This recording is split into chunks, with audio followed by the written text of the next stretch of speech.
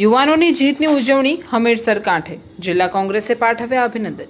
ભુજના હમીરસર કાંઠે જિલ્લા કોંગ્રેસ સમિતિ દ્વારા યુવાનોની જીતની ઉજવણી કરવામાં આવી હતી। આ પ્રસંગે કોંગ્રેસના આગેવાનોને કાર્યકરોએ હાજરી આપી વિજયની ખુશી વ્યક્ત કરી હતી તેમજ યુવાનોને અભિનંદન પાઠવી તેમના ઉજ્જવળ ભવિષ્ય માટે શુભેચ્છાઓ પાઠવી હતી।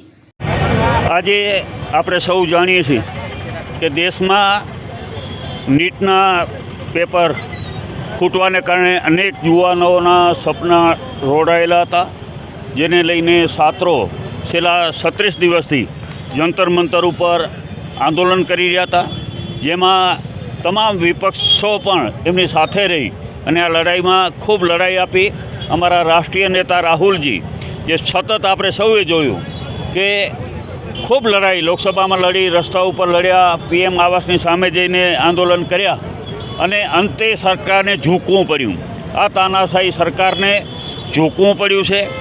આજની જે જીત છે એ યુવા છાત્રોની જીત છે, યુવા શક્તિની જીત છે, યુવાનોની તાકાતની જીત છે અને સાથે સાથે કોંગ્રેસ પક્ષની પણ જીત છે કે કોંગ્રેસ પક્ષ આજે લડાઈ લડી અને છાત્રોને ન્યાય અપાવ્યો છે। આટલા દિવસ પછી 36 દિવસ પછી ધર્મેન્દ્ર પ્રધાને રાજીનામું આપવાની ફરજ પડી છે। એનું કારણ કે અભિમાની અને અહંકારી સરકાર કોઈની વાત સાંભળવા તૈયાર નહોતી અને આજે સોનમ વાંગચુંગે પણ લગભગ 22, 23, 24, 25 દિવસ સુધી આમ તો એને ઉપવાસ આંદોલન કર્યા તો પણ ઝૂકવા તૈયાર નહોતી, પરંતુ અંતે સરકારને ઝૂકવું પડ્યું છે। કોંગ્રેસની માંગ હતી કે જેની સામે આ કાર્યવાહી, જેના ઉપર અત્યાચાર કર્યો છે યુવા છાત્રો ઉપર, એની સામે પણ કાયદેસરની કાર્યવાહી કરવામાં આવે। જે છાત્રો 21 જેટલા છાત્રોએ પોતાના જીવ ગુમાવ્યા છે આ નીટની પરીક્ષાના પેપર ફૂટવાને કારણે, એવા 21 છાત્રોને પણ એને પૂરતું વળતર મળે એ વાત પણ સરકારે સ્વીકારી છે અને જે એમના પ્રધાનના રાજીનામાની વાત હતી એ પણ આજે વાત સ્વીકારી છે। એટલે આ લડાઈ આગળ જઈ અને અત્યારે ક્યાંક ને ક્યાંક જે મુખ્ય 2-3 મુદ્દાઓ હતા એ અત્યારે સરકારે સ્વીકાર્યા છે ને પહેલી વખત આવું તાનાશાહી જે સરકાર છે, જેને અભિમાન ને અહંકાર છે, જે કોઈ વાત સાંભળવા તૈયાર નથી, એને આજે ઝૂકવું પડ્યું છે। તો આજે અમે એક વિજય તરીકે જોઈ રહ્યા છીએ કે આ સરકારને અંતે નિર્ણય લેવો પડ્યો, કારણ કે આજે જોઈએ છે કે ખાલી દિલ્હીમાં નહીં, સમગ્ર દેશમાં અત્યારે સરકાર સામે ખૂબ આક્રોશ છે। વારંવાર પેપરો ફૂટે છે, એમાં કેન્દ્રમાં હોય કે પછી રાજ્યમાં હોય। આપણા રાજ્યમાં પણ લગભગ 34 જેટલા પેપરો આ સરકારમાં ફૂટ્યા છે। તો આમ કાયમ આ જે યુવા છાત્રો છે એનું ભવિષ્ય, એમના જે સપના છે એનું ચકનાચૂર આ સરકાર કરી રહી છે। તો આવું ન બને ને એવી કોઈ વ્યવસ્થા ગોઠવે કે ભવિષ્યમાં પણ આવું બને નહીં અને આવો કરનારા ઉપર કડકમાં કડક કાર્યવાહી થાય। તો આજે અમે એવું નથી કહેતા કે બધો ન્યાય મળી ગયો, પણ હજી ઘણા બધા આપણા દેશમાં જે યુવાઓનો બેરોજગાર ફરી રહ્યા છે, જેને નોકરીઓ નથી મળતી, અનેક પ્રશ્નો દેશમાં છે અને એના માટેની લડાઈ આવનારા આગળના દિવસોમાં પણ કોંગ્રેસ પક્ષ ચાલુ રાખશે। તો આજે જે રીતે સરકારને પીછેહટ કરવી પડી, આ પીછેહટ કરવાનું મુખ્ય કારણ યુવાઓની તાકાત, છાત્રોની તાકાત અને સાથે સાથે વિરોધ પક્ષ તરીકે કોંગ્રેસ પક્ષે પણ અમારા રાષ્ટ્રીય નેતા રાહુલજી પણ ખૂબ લડાઈ લડ્યા છે અને એનું આજે આપણને જોઈ રહ્યા છીએ કે આજે આપણને રિઝલ્ટ મળ્યું છે। તો છાત્રોને પણ હું ખૂબ અભિનંદન, શુભેચ્છા આપું છું કે તમારી લડાઈ સફળતાપૂર્વક આજે સરકારે તમારી વાત સાંભળી અને નિર્ણયો લેવા પડ્યા છે અને આગામી દિવસોમાં કોંગ્રેસ પક્ષ હંમેશા યુવાનો માટે, વિદ્યાર્થીઓ માટે અને શિક્ષણની વ્યવસ્થા, જે અત્યારે આ સરકારે માત્ર ને માત્ર વેપાર કરી નાખ્યો છે, ખાનગીકરણ કરી નાખ્યું છે, વેપારીકરણ કરી નાખ્યું છે, એમાં સુધાર આવે અને બાળકોનું ભવિષ્ય સુનિશ્ચિત થાય એના માટે અમે પૂરેપૂરા પ્રયાસો કરીશું।